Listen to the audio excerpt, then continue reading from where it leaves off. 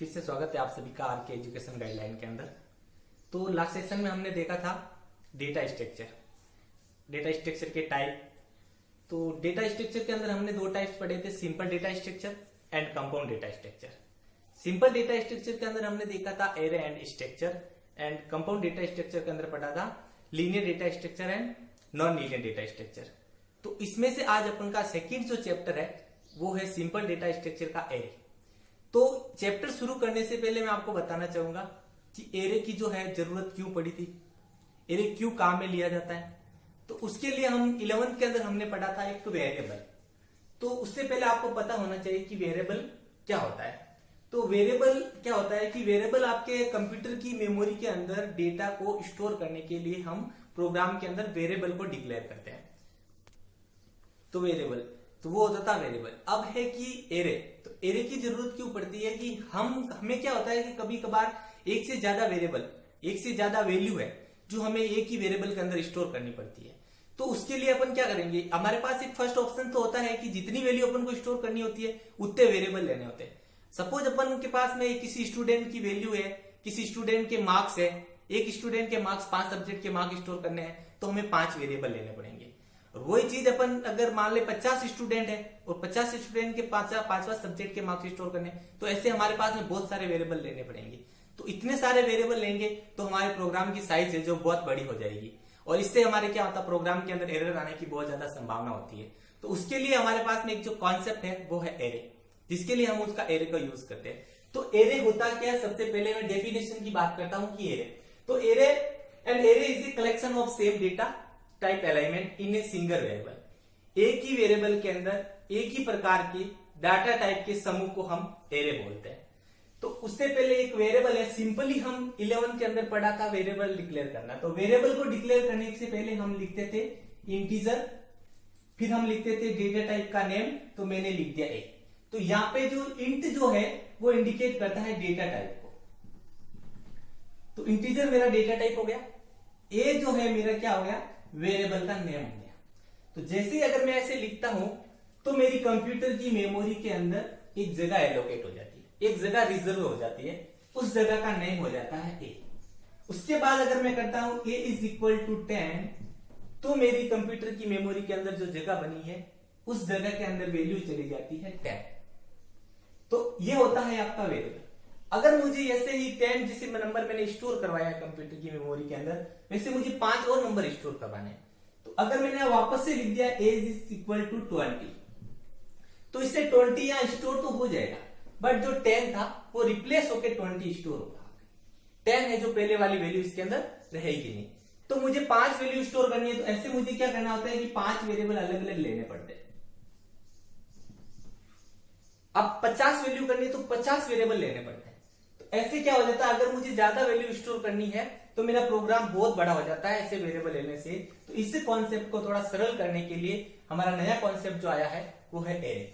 तो एरे के अंदर हमें क्या करना है, कैसे वैल्यू लेनी है, तो उससे पहले मैं बताना चाहता हूं कि एरे के जो एडवांटेज है वो एक जो बात होती है कि एरे जो होता है कि it allocates sequentially memory allocation. Array जो होता है आप जब भी बनाते हो वो मेमोरी के अंदर आपके एक क्रमबद्ध मेमोरी को एलोकेट करता है। तो एरे के एडवांटेज की बात करता हूं तो कोड ऑप्टिमाइजेशन। कोड ऑप्टिमाइजेशन का मतलब होता है कि जब आप प्रोग्राम बनाते हो और वो प्रोग्राम के अंदर वैल्यू है जो एरे के द्वारा स्टोर करवाते हो, तो आपका कोड जो होता है छोटा होता है। अभी मैंने आपको बताया है कि अगर आपको 5 नंबर की जरूरत पड़ी तो 5 वेरिएबल लेने पड़ते हैं, फिर उन 5 की वैल्यू है उसके अंदर स्टोर करवानी पड़ती है, फिर उसको 5 बार प्रिंट करना पड़ता है। तो ऐसे आपका प्रोग्राम में बहुत बड़ा हो जाता है। तो कोड ऑप्टिमाइजेशन, एरे के द्वारा आपका जो कोड था प्रोग्राम का वो छोटा हो जाता है, ऑप्टिमाइज हो जाता है, लेस हो जाता है। सेकंड मेरा जो है इजी टू ट्रावर्स डाटा। जब आप एरे बनाते हो, एक तो मेरे पास में 5 नंबर थे, 5 वेरिएबल थे, अगर मुझे उन डेटा को विजिट करना है तो 5 वेरिएबल को विजिट करना होता है। तो एरे के प्रयोग से मेरे क्या हो गया, आपके डेटा के ऊपर विजिट करना, ट्रावर्स करना आसान हो जाता है। तीसरा जो होता है मेरा इजी टू मैनिपुलेट डाटा। अगर आप डेटा को विस्तार करना चाहते हो, डेटा को बढ़ाना चाहते हो, एरे की साइज को बढ़ाना चाहते हो, आप नंबर ज्यादा स्टोर करना चाहते हो, तो एरे प्रयोग करोगे तो आपका जो प्रोग्राम है उसको आसानी से आप मैनिपुलेट कर सकते हो, डेटा का आसानी से विस्तार कर सकते हो। फिर आपका होता है ये इजी टू सोर्ट डेटा। को आप आसानी से असेंडिंग लाइक डिसेंडिंग ऑर्डर के अंदर आप उसको व्यवस्थित कर सकते हो। अगर अलग अलग डेटा अलग अलग वेरिएबल होंगे तो आपको उसको ऑर्डर में करने में थोड़ी दिक्कत आएगी। अगर एरे होगा तो सारी वैल्यू एक ही वेरिएबल के अंदर स्टोर होगी, जिससे आप उसको आसानी से ऑर्डर के अंदर व्यवस्थित कर सकते हो। तो ये थे एरे के आपके एडवांटेज। एरे का एक डिसएडवांटेज होता है, वो होता है फिक्स साइज। जब आप एरे को डिक्लेयर करते हो, जब आप एरे को बनाते हो, तो उसी टाइम उसकी डायमेंशन यानी उसकी साइज जो होती है आपको देनी होती है। एक वेरिएबल है। अब मैं आपको बताने चाह रहा हूं कि एरे के टाइप्स। अब एरे काम में तो लेते हैं, अब उसको कितनी तरीके से काम में ले सकते हैं। तो एरे के आपके दो टाइप्स होते हैं। There are two types of array. Array के दो प्रकार होते हैं। फर्स्ट जो मेरा होता है one dimension array. One dimension array को आप फर्स्ट डी एरे भी बोल सकते हो या सिंगल डायमेंशन एरे भी बोल सकते हो। तो सेकंड जो होता है two dimension array. Two dimension array को 2D एरे भी बोला जा सकता है या मल्टी डायमेंशन एरे भी बोल सकता है। मल्टी मीन एक से अधिक, तो जहां एक का डायमेंशन है वो तो वन डायमेंशन एरे हो गया।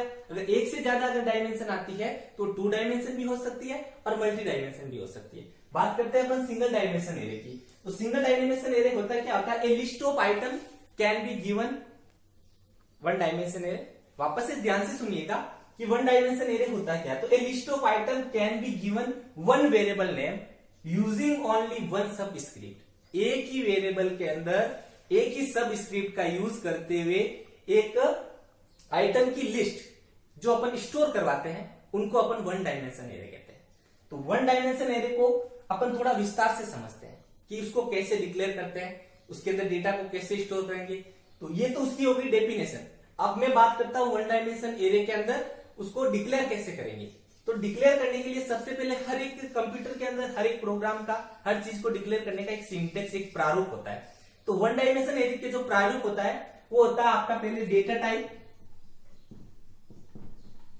फिर आपको देना होता है एरे का नेम और फिर आपको उसकी देनी होती है डायमेंशन। तो डेटा टाइप क्या करता है, ये आपके जो एरे के अंदर वैल्यू स्टोर होती है उस वैल्यू का टाइप को इंडिकेट करता है।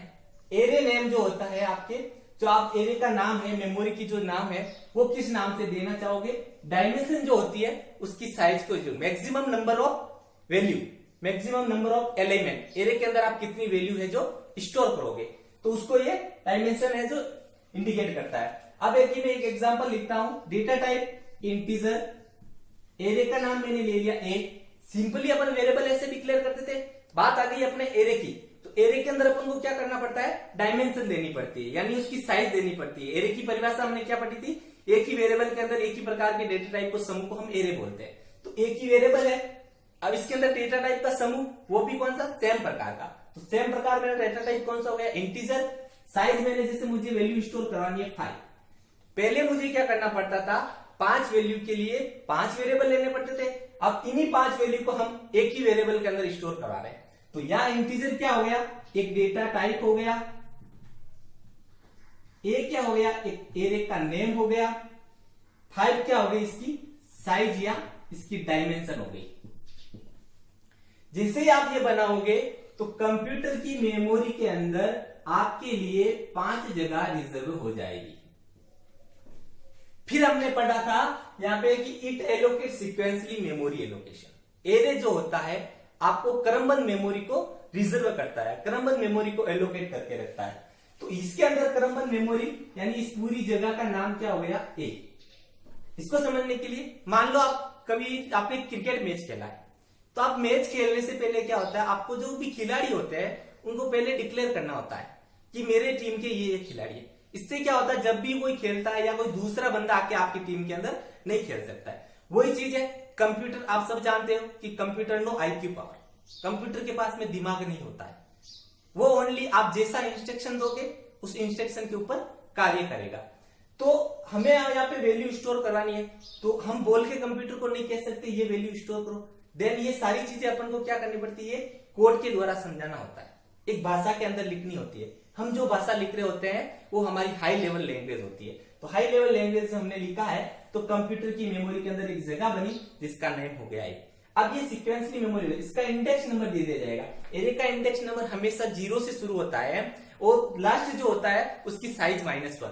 मैंने साइज दी है 5, तो मेरा 0 से शुरू होगा, 0 1 2 3 एंड 4। तो लास्ट साइज क्या 5 -1 4, तो इसकी साइज होगी। अब इंटीजर टाइप की 5 जगह मिली है। अब हर एक मेमोरी का एक एड्रेस होता है, तो मेमोरी का एड्रेस मान लो इसका हो गया 101। एरे की साइज क्या है, एरे मेमोरी में कितनी जगह लेगा था 2 बाइट, 2 बाइट जगह लेता है। तो यह हो गया, इस जगह का नाम हो गया आपके 1003, इसका नाम हो गया 1005, इसका नाम हो गया 1007 और इसका हो गया 1009। तो हर एक जगह को 2-2 बाइट जगह मिल चुकी है। तो ये है आपका एरे का डिक्लेरेशन। अब मैं बात करता हूं इसके इनिशियलाइजेशन की, एरे को इनिशियलाइज कैसे किया जा सकता है। अभी हमने कंप्यूटर की मेमोरी के अंदर जगह बनाई है, उसके अंदर वैल्यू स्टोर नहीं करवाई है। अब अपन को अगर वैल्यू स्टोर, तो बात है अपने इनिशियलाइजेशन की। अभी हमने डिक्लेयर किया है, यानी कंप्यूटर की मेमोरी के अंदर अपने अपनी जगह को रिजर्व कर रहा है। लाइक आपको कहीं ट्रेवल करना है तो आप ट्रेन के अंदर टिकट को बुकिंग कराते हो, तो आपकी सीट है जो बुक हो जाती है, फिर उस सीट के अंदर कोई दूसरा बैठ नहीं सकता। वैसे ही कंप्यूटर के अंदर मुझे वैल्यू स्टोर करवानी है 5, तो मैंने मेरी सीट को बुक कर दिया है। अब इस जगह को कोई दूसरा वेरिएबल काम में नहीं ले सकता है, वो जगह इस 5 वैल्यू के लिए हमारे लिए रिजर्व हो गई है। अब अपन बात करते हैं इसको इनिशियलाइजेशन। इनिशियलाइजेशन का मतलब होता है प्रारंभिक मान देना, एरे के अंदर वैल्यू को स्टोर करवाना। तो मेरे एरे के अंदर स्टोर करवाने के लिए हमारे पास में 2 तरीके हैं इनिशियलाइजेशन के। एक होता है मेरा compile time, compile time initialisation. Second मेरा जो होता है वो होता है रन टाइम इनिशियलाइजेशन। तो कंपाइल टाइम, तो दोनों इनिशियलाइजेशन करने से पहले हमको पता होना चाहिए कि कंपाइल टाइम इनिशियलाइजेशन क्या होता है, रन टाइम इनिशियलाइजेशन क्या होता है। तो मैं बात करता हूं कंपाइल टाइम इनिशियलाइजेशन की। तो आप लोगों ने पढ़ा है कि हम जो प्रोग्राम लिखते हैं, हम जो कोड लिखते हैं, वो किसी ना किसी लैंग्वेज के अंदर लिखते हैं। तो अभी हम पढ़ रहे हैं सी लैंग्वेज। सी लैंग्वेज एक हाई लेवल लैंग्वेज होती है, जिसको मशीन है यानी कंप्यूटर जो है डायरेक्टली समझ नहीं सकता है। तो उसके लिए, उसको समझाने के लिए, जैसे हम कभी बाहर आउट ऑफ कंट्री, हम विदेश जाते हैं, तो हम क्या होते हैं वहां की लैंग्वेज को पढ़ते नहीं है। तो हम क्या करते हैं, हमारा एक गाइडर रखते हैं। उस गाइडर का काम क्या होता है, वो वहां की लैंग्वेज हमें नहीं आती है तो अपनी लैंग्वेज के अंदर वो हमें समझाता है ना। तो वैसे ही कंप्यूटर हमारी भाषा को समझता नहीं है, तो कंप्यूटर का भी एक गाइडर होता है। वो क्या करता है, हम जिस लैंग्वेज के अंदर हमारे प्रोग्राम लिखते हैं, उस प्रोग्राम को कंप्यूटर की भाषा में चेंज करने का काम करेगा। कंप्यूटर की भाषा के अंदर उनको बोला जाता है लैंग्वेज ट्रांसलेटर, भाषा संसाधक। तो कंप्यूटर के अंदर भाषा संसाधक जो होते हैं वो 3 प्रकार के होते हैं। फर्स्ट जो होता है आपका कंपाइलर, सेकंड इंटरप्रेटर, तीसरा जो होता है असेंबलर।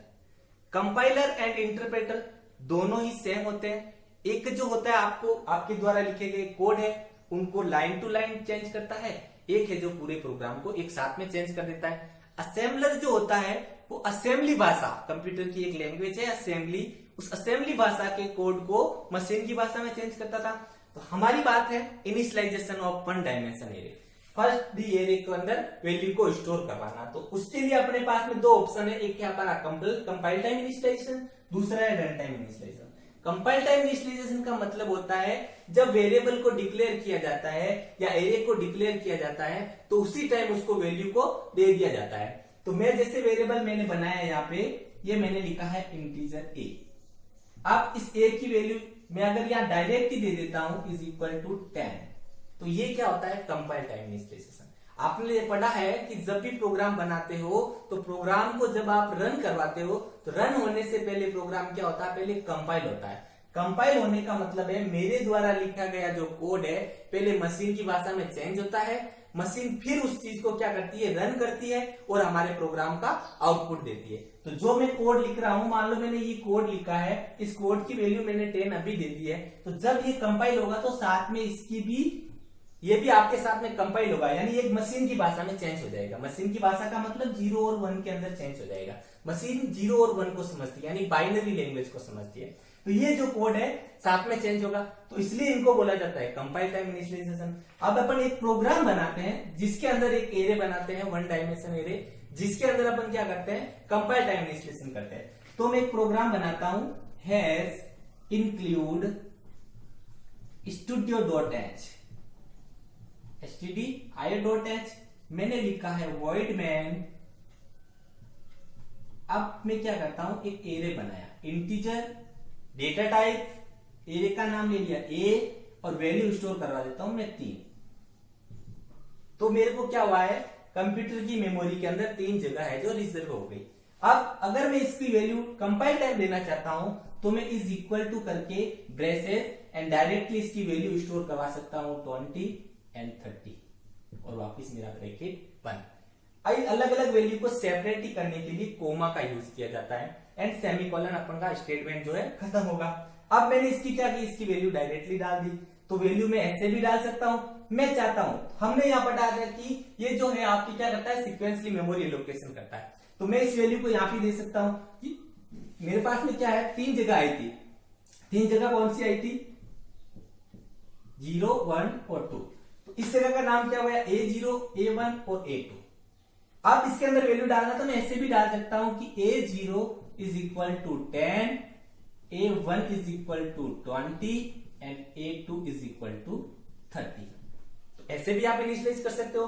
ऐसे करोगे तो भी वैल्यू आपके वही जाने वाली है, ऐसे दोगे आप तो भी आपकी वैल्यू वही जाने वाली है। इससे बोला जाता है आपका कंपाइल टाइम इनिशियलाइज। ये करने से आपकी वैल्यू यहाँ पे मेमोरी के अंदर स्टोर हुई है। अभी आपकी वैल्यू है जो प्रिंट नहीं हुई है, हम चाह रहे हैं इस चीज को प्रिंट करने के लिए, तो अपन सी के अंदर क्या करते हैं, प्रिंट करवाने के लिए अपन कौन से फंक्शन का यूज किया जाता है, प्रिंटफ फंक्शन का। तो इसी फंक्शन के नीचे अपन डाल देते हैं कि प्रिंटफ क्या करो, %d और A0 की वैल्यू। तो A0 के अंदर जो भी चीज रहेगा उसको प्रिंट कर देगा। फिर से मैं इसको डाल सकता हूं, प्रिंटफ करो %d, वैसे ही मेरा कौन सा हो गया, A1 की जगह प्रिंट हो गई। फिर मैं कहता हूं कि प्रिंटफ करो, तो तीसरी जगह मेरी है A2। ऐसे करके मेरे क्या हो गया, सारी जगह है जो प्रिंट कर दी हमने। ये हुआ हमारा कंपाइल टाइम इनिशियलाइजेशन। अब अपन बात करते हैं रन टाइम इनिशियलाइजेशन की। रन टाइम इनिशियलाइजेशन का मतलब होता है, पहले अपन क्या करेंगे, एरे बनाएंगे, मेमोरी एलोकेट करेंगे, फिर उसको जब प्रोग्राम चेंज हो जाता है और प्रोग्राम को जब रन किया जाता है तो रन टाइम के अंदर अपन क्या करेंगे, उसके अंदर वैल्यू स्टोर करवाएंगे। तो उसके लिए मैं अगर लिखना चाहूंगा, एक प्रोग्राम बना देते हैं जिसके अंदर कंपाइल टाइम, तो कंपाइल टाइम के अंदर में प्रोग्राम वही बना देते हैं अपन, वॉइड मैन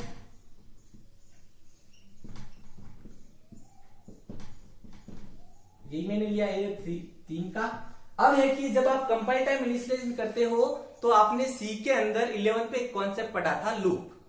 लूप का मतलब होता है आप किसी चीज को दोहराना चाह रहे हो, बार बार काम में लेना चाह रहे हो, तो उसको हर बार लिखने के बजाय आप उसको लूप के अंदर लिख सकते हो। तो आपके क्या हो जाता है, जो प्रोग्राम का आकार है वो थोड़ा छोटा हो जाता है। तो उसके लिए अपन तो अपने पास 1 डायमेंशन एरे का run time initialisation, run time initialisation के लिए अपन एक प्रोग्राम के द्वारा उसको समझते हैं कि रन टाइम इनिशियलाइजेशन कैसे करते हैं। अभी हमने पढ़ा ही है कि रन टाइम का मतलब होता है प्रोग्राम रन होते टाइम उसके अंदर वैल्यू को स्टोर करवाना। तो जब बात आती है 1 डायमेंशन एरे की, तो उसके अंदर अपन क्या कर सकते हैं, लूप यूज कर सकते हैं। तो लूप को काम में लेने के लिए या डायरेक्टली आप इनिशियलाइज करने के लिए एक प्रोग्राम बनाता हूं मैं आपको, वही has include stdio.h void main। अब मैं क्या कर रहा हूं, वही एक एरे बना रहा हूं वापस, इंटीजर A3 का मैंने एक एरे बनाया। अब मेरे को क्या करना है, अभी मैं वैल्यू डायरेक्ट नहीं दे रहा हूं। अगर वैल्यू डायरेक्ट दे देता हूं तो वो क्या हो जाती है, कंपाइल टाइम इनिशियलाइजेशन। अपन के बात हो रही है रन टाइम इनिशियलाइजेशन की, यानी कि जब ये कोड कंपाइल होने के बाद जब प्रोग्राम रन होगा तो उस टाइम के अंदर वैल्यू को क्या करवाना, स्टोर करवाना। तो उसके लिए हम क्या करते हैं, वैल्यू को यहाँ क्या करते हैं, डाल रहे हैं। तो वैल्यू को हम चाह रहे थे यूजर से भी पूछ सकते हैं, वहां तो अपन डायरेक्ट दे रहे थे तो वैल्यू फिक्स थी। अब अपन बात कर रहे हैं रन टाइम की, तो हम वैल्यू यूजर से पूछवा रहे हैं, और यूजर से पूछवाने के लिए सी के अंदर अपन फंक्शन काम में लेते हैं, वो होता है स्कैनर। तो मैं पहले लिखता हूं कि प्रिंट है enter any number, enter any number. तो स्कैनर वो नंबर है मेरा, कहां चला जाएगा, %d एड्रेस OA और आई के अंदर, ये भी डाल सकते हैं। दूसरा कॉन्सेप्ट अगर देना चाहे तो वो होता है अपन का लूप। तो लूप के लिए सही रहेगा। लूप से क्या होता है कि अपन मान लो एरे की साइज अगर बढ़ा सकते हैं तो उसके लिए अपन को इतनी सारी लाइनें लिखने की जरूरत नहीं होती है। तो लूप चलाने के लिए लूप क्या होता है कि भी किसी भी चीज को अगर आप दोहराना चाहते हो तो सी के अंदर आप लूप काम में ले सकते हो। और लूप जब भी काम में लिया जाता है तो लूप को चलाने के लिए एक वेरिएबल काम में लिया जाता है। तो मैं एक नया वेरिएबल ले लिया मैंने आई। अब मैं क्या करता हूं, इस एरे के अंदर वैल्यू स्टोर करवाता हूं। तो जैसे हम 1 पर 3 बनाएंगे तो 3 जगह मेरे लिए रिजर्व हो जाएगी। वो क्या रहेगी, सिक्वेंसली 0, 1 और 2 पूरी जगह का नाम क्या हो जाएगा, ए। अब इसको लूप के द्वारा वैल्यू डाल रहे हैं तो मैंने लूप चलाया फॉर लूप का सिंटेक्स क्या कहता है आपको, सबसे पहले आपको क्या करना पड़ता है, इनिशियलाइजेशन करना पड़ता है। फिर आपको क्या करना पड़ता है, कंडीशन को चेक करना पड़ता है। फिर आपको क्या करना पड़ता है, इंक्रीमेंट और डिक्रीमेंट करना होता है। ये होता है इसका सिंटेक्स। तो फॉर लूप के लिए मैंने लिखा फॉर, या मैं देता हूं आई की वैल्यू को, आई को मैंने इनिशियलाइज कर दिया 0 से। अब अपन ने लूप के अंदर क्या पढ़ा था कि लूप की जो मैक्सिमम साइज होती है, लास्ट होती है, उसकी साइज -1। तो मैं इस आई को चेक करवाता हूं कि I is less than equal to, array की साइज क्या है मेरे पास 3 की, तो -1 क्या हो गया 2, और ये करता हूं आई प्लस प्लस। ये इसका सिंटेक्स कहता है कि इनिशियलाइजेशन, तो इसकी वैल्यू दे दी अपन ने। कंडीशन चेक, तो मैंने कंडीशन चेक करवा दी। फिर इसका डिक्रीमेंट करते हैं। फिर मैंने ब्रैकेट लगाया, या मैं लिख देता हूं अब आपके प्रिंटफ एंटर ए नंबर। अब वो नंबर कहां डालना चाह रहा हूं मैं, स्कैन अप कर दो, अपने पास में जगह है ना उसके अंदर, तो %d और वो नंबर चला जाएगा एड्रेस ऑफ ए आई के अंदर। ये है मेरा लूप। अब इसको एक बार अपन सोल्व करके देखते हैं। बनाया हमने एरे ए, जगह ली 3, तो कंप्यूटर की मेमोरी के अंदर 3 जगह रिजर्व हो गई। एक वेरिएबल बनाया मैंने आई, और आई की वैल्यू हमें यहां क्या डाले हैं 0। For loop i is equal to 0। अब एक ही कंडीशन चेक करते हैं। तो कंडीशन आई की वैल्यू क्या है मेरे पास में 0, क्या लेस देन इक्वल टू 2, क्या 0 है जो छोटा है, क्या 2 से छोटा है या बराबर है। दोनों में से अगर एक कंडीशन ट्रू होती है तो लूप आपका काम करता है। तो पहली कंडीशन मेरी के छोटा है तो 0 2 से छोटा है, कंडीशन मेरी ट्रू है। जब कंडीशन ट्रू होती है तो कंपाइलर लूप के अंदर प्रवेश करता है, अदरवाइज वो यहां से बाहर आ जाएगा, अंदर आएगा। अंदर हमने क्या लाइन लिखी है कि प्रिंटफ करो एंटर ए नंबर। तो आपकी जो आउटपुट विंडो है वहां लिखा हुआ आएगा एंटर ए नंबर। तो क्या होगा, यूजर को ये पता चलेगा कि मुझे अभी कोई नंबर है जो डालना है। इस लाइन के बाद में वो आएगा, इस लाइन पे स्कैनअप का काम होता है किसी भी वैल्यू को यूजर से पूछवाना। प्रिंटअप का काम होता है किसी भी मैसेज को कंप्यूटर की स्क्रीन के ऊपर प्रिंट करवाना। परसेंटेज दी यहाँ पे क्या एक कंट्रोल स्ट्रिंग है जो कंपाइलर को ये बताती है कि मुझे इस वेरिएबल की वैल्यू जो है पूछनी है। एड्रेस ऑफ का जो सिंबल लगाया है वो ये बताता है कि जो वैल्यू यहाँ पूछी है किसने, स्कैनअप फंक्शन ने, वो वैल्यू किस में डालनी है, ए आई में। आई की वैल्यू मेरे पास में क्या है 0, ए क्या है इस पूरी जगह का नाम, तो ए 0 वाली जगह कौन सी मेरी, ये वाली। या आपने वैल्यू दे दी मान लो 5, तो वो 5 कहां चली गई, यहाँ पे। फिर आता मेरा ये ब्रैकेट। तो लूप के अंदर जब लूप खत्म होता है तो खत्म होने से पहले वो चेक करता है किसको, इंक्रीमेंट डिक्रीमेंट को, कि वैल्यू बढ़ी या घटी तो नहीं है। जब वैल्यू बढ़ती या घटती है तो वो वापस से कंडीशन को चेक करता है। तो आई प्लस प्लस, आई की वैल्यू 0 से क्या हो जाएगी 1। इंक्रीमेंट ऑपरेटर एक बढ़ाता है एंड डिक्रीमेंट ऑपरेटर एक घटाता है। मैंने प्लस प्लस लिखा तो प्लस प्लस एक बढ़ाएगा, माइनस माइनस लिखता तो एक घटाएगा। तो प्लस प्लस किया तो आई की वैल्यू 0 से 1 बढ़ के कहां आ गई 1 के ऊपर। जब इंक्रीमेंट डिक्रीमेंट होता है तो कंडीशन वापस से चेक की जाती है। तो वापस कंडीशन चेक करेंगे तो I is less than equal to 2। I की वैल्यू क्या है मेरे पास में 1, छोटी है क्या 2 से छोटी है, तो कंडीशन फिर से अपनी ट्रू है। ट्रू है तो वो अंदर आएगा, फिर से नंबर लिखा आएगा कि एंटर ए नंबर। हमने दे दिया 8, तो 8 कहां चला जावे, scanf percentage D address of a I. I की वैल्यू क्या है 1, ए क्या है इस पूरी जगह का नाम, तो इस पूरी जगह के अंदर A1 वाली जगह कौन सी, ये वाली, यहाँ वैल्यू चली जाएगी 8। फिर से आया ब्रैकेट ये वाला, तो क्या हुआ आई प्लस प्लस, आई की वैल्यू फिर से 1 बढ़ेगी और क्या हो जाएगी 2। जब इंक्रीमेंट डिक्रीमेंट होगा तो कंडीशन अगेन चेक की जाएगी। चेक करेंगे अपन condition I is less than equal to 2। I छोटा है क्या, आई की वैल्यू क्या है 2, छोटा नहीं है। इक्वल बराबर है क्या, बराबर है, तो फिर से कंडीशन अपनी ट्रू है। ट्रू है तो फिर से लूप क्या करेगा, अंदर आएगा, अंदर लिखा हुआ आएगा एक मैसेज एंटर ए नंबर। तो इसके अंदर वो नंबर पूछेगा, हमने दे दिया 12, और 12 कहां चला जाएगा एड्रेस ऑफ ए आई के अंदर। ए आई का जो एड्रेस है, आई की वैल्यू क्या है मेरे पास में 2, A2 की जगह कौन सी है ये, तो ये अच्छा यहाँ पे चला जाएगा। फिर ये ब्रैकेट आएगा आई प्लस प्लस आई की वैल्यू हो जाएगी 3। जब 3 होगी तो कंडीशन फिर से चेक करेगा कि आई छोटा या बराबर है क्या, छोटा है क्या 3 2 से, नहीं, इक्वल है नहीं, तो कंडीशन क्या हो गई फॉल्स। जब कंडीशन फॉल्स हो जाती है तो लूप इसके अंदर नहीं आएगा, सीधा यहां से कहा आ जाएगा बार। तो ये है अपन का रन टाइम के अंदर इनिशियलाइजेशन करना। तो अभी हमने पढ़ा था उससे पहले वेरिएबल के अंदर भी यही, अगर 3 वैल्यू डालनी होती थी तो हमें उसके अंदर क्या लेने पड़ते थे, 3 वेरिएबल लेने पड़ते थे।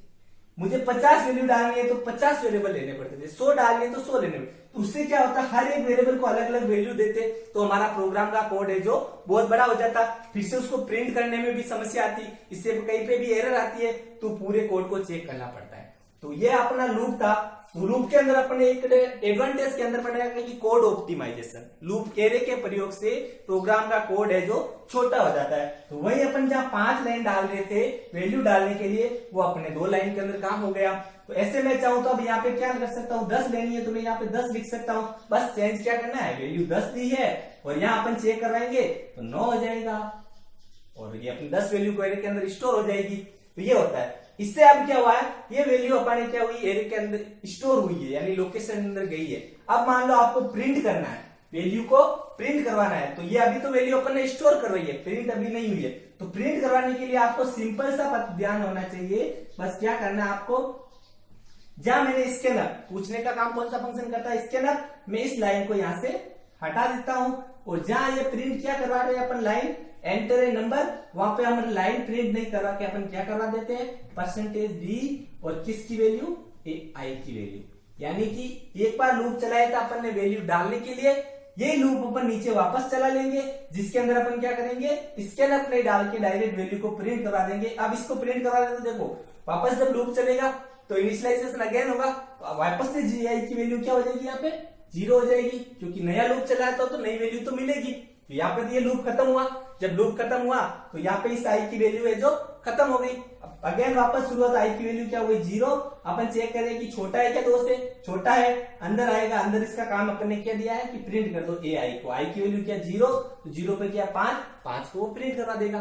फिर से वही आई प्लस प्लस 0 से 1 होगी, कंडीशन फिर से ट्रू होगी, अंदर आएगा, अंदर प्रिंट कराएगा तो 8 प्रिंट हो जाएगा, कंडीशन ट्रू है। फिर आई की वैल्यू हो जाएगी 2, वो भी ट्रू है, ट्रू है तो अंदर आएगा और आई की वैल्यू प्रिंट करवा देगा 12, क्योंकि कंडीशन ट्रू है। जैसे आई की वैल्यू 3 होगी तो यहाँ कंडीशन क्या हो जाएगी, फॉल्स। जब कंडीशन फॉल्स हो जाती है तो लूप काम नहीं करता है और लूप क्या हो जाएगा, प्रोग्राम से बाहर आ जाएगा और बाहर अपन क्या कर देते हैं, वॉइड मेन को खत्म कर देते हैं, इससे अपन का प्रोग्राम खत्म हो जाता है। तो आप आई होप कि आप समझ गए होंगे कि one time compile time initialisation and run time initialisation. अब अपन बात करते हैं, एरे के अंदर आपका टाइप्स था, 2 प्रकार के टाइप थे, 2 टाइप्स।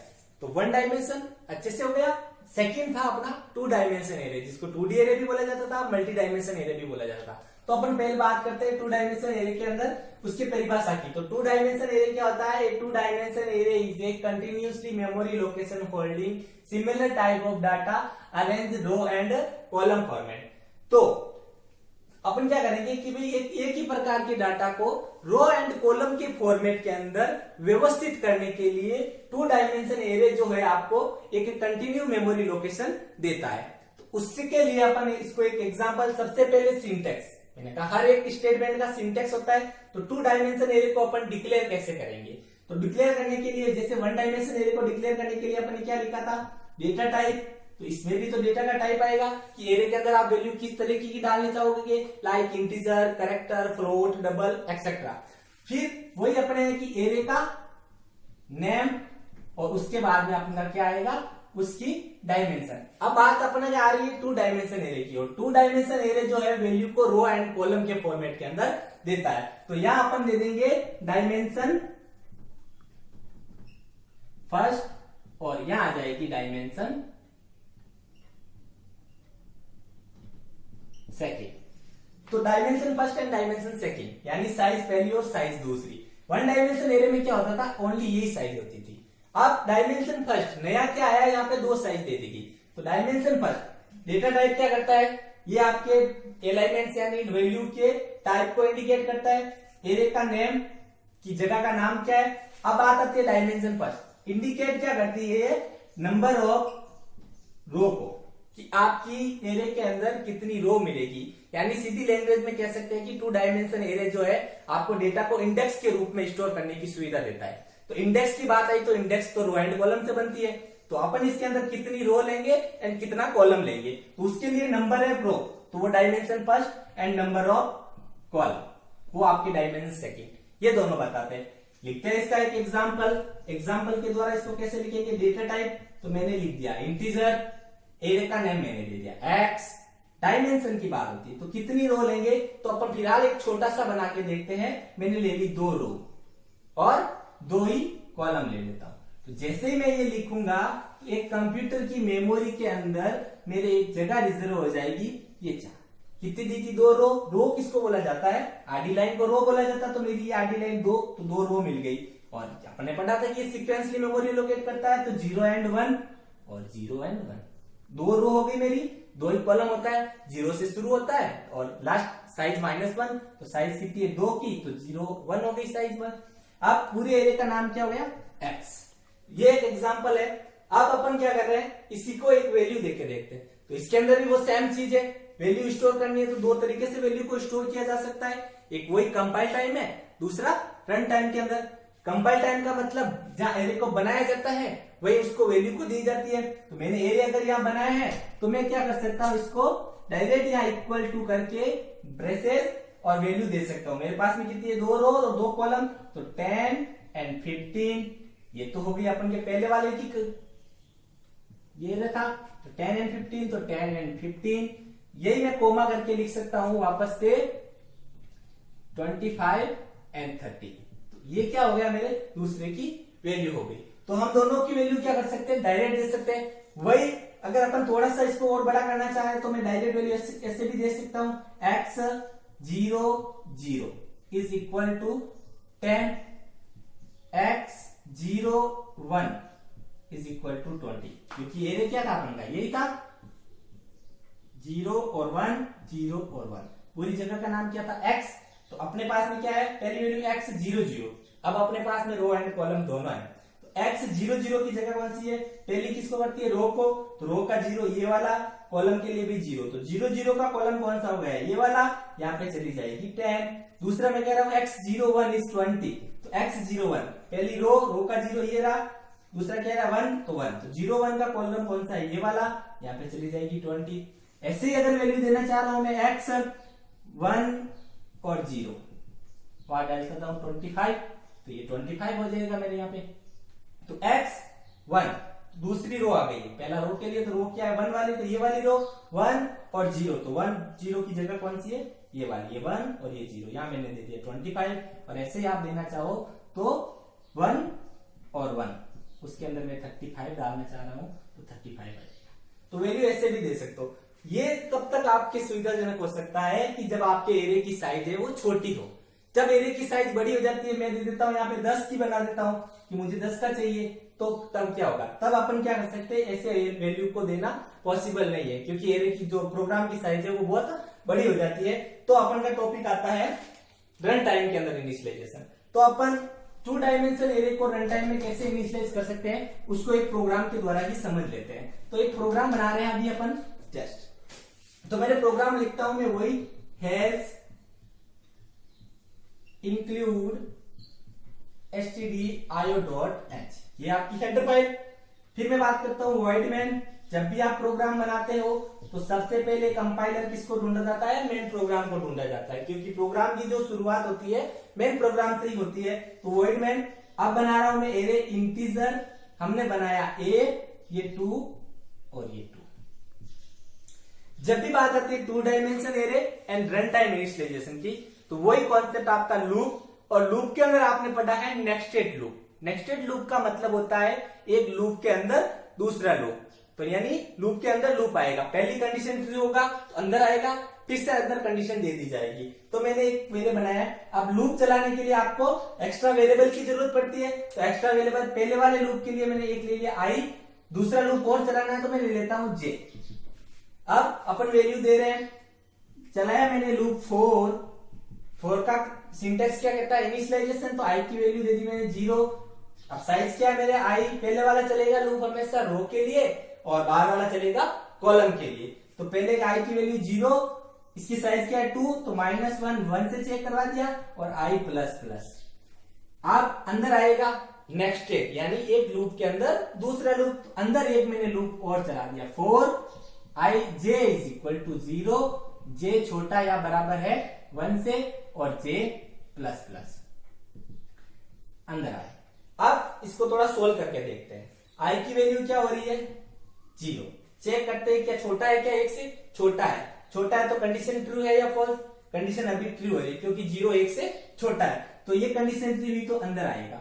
अंदर आया तो एक कंडीशन और लग गई, एक लूप और चल गया। वहां क्या आ रहा है, जे की वैल्यू क्या हो रही है 0। अब जे को चेक किया जा रहा है कि जे लेस देन इक्वल टू 1, क्या जे है जो 0 है जो 1 से छोटा है क्या, छोटा है, तो ये भी कंडीशन ट्रू। जब दोनों कंडीशन ट्रू है तो ये भी यहां से क्या करेगा अंदर आ जाएगा। अंदर हम लिख देते हैं कि प्रिंटअप करो एंटर ए नंबर। अब ये तो मैसेज प्रिंट करवा रहे हैं, अब पूछना है यूजर से तो फंक्शन काम आएगा स्कैनर %b और वो नंबर किस में चला जाएगा, एड्रेस ऑफ ए आई जे के अंदर। तो वैल्यू वो किस में चली गई, ए आई जे में। फिर ये वाला लूप खत्म, फिर बाहर वाला लूप खत्म। अब अपन वैल्यू डाल के देखते हैं। आई की वैल्यू क्या थी यहाँ पे 0 और जे की वैल्यू क्या होगी थी 0। तो वो वैल्यू जो अपन दे देंगे, यहाँ अपन ने एरे बनाया तो एरे कौन सा बना था, यही बना था 2 रो और 2 कॉलम का। तो 2 रो 0 और 1 और ये 0 और 1, पूरे एरे का नाम क्या हुआ था ए। यही अपने मेमोरी एलोकेट हुई थी। अब इसके अंदर वैल्यू स्टोर करवा रहे कौन सी, रन टाइम में। और रन टाइम में कराने के लिए लूप चलाते हैं, तो अपन ने लूप चलाया क्योंकि 2 डायमेंशन एरे है, तो अपन ने नेक्स्टेड लूप चलाया। तो अब यहाँ पे एंटर है नंबर, और नंबर किसमें गया ए क्या है इस पूरी जगह का नाम। अब आई की वैल्यू क्या है मेरे पास में 0 और जे की वैल्यू क्या है 0। तो ए 0 की जगह कौन सी हो गई, ए 0 ये वाली जगह यहाँ पे वैल्यू दे रहे हैं 5, तो ये 5 चली गई।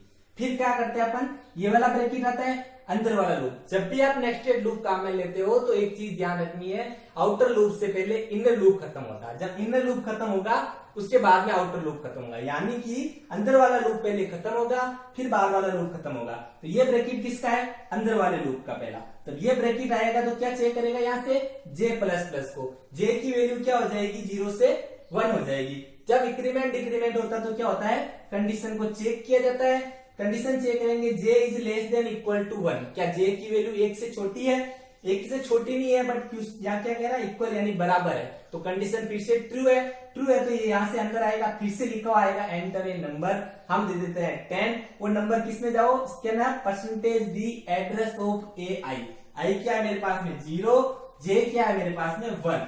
तो ए 0 1 की जगह कौन सी मेरे पास में रो, तो रो 0 और 1 ये वाली, तो ये 10 यहाँ पे चला गया।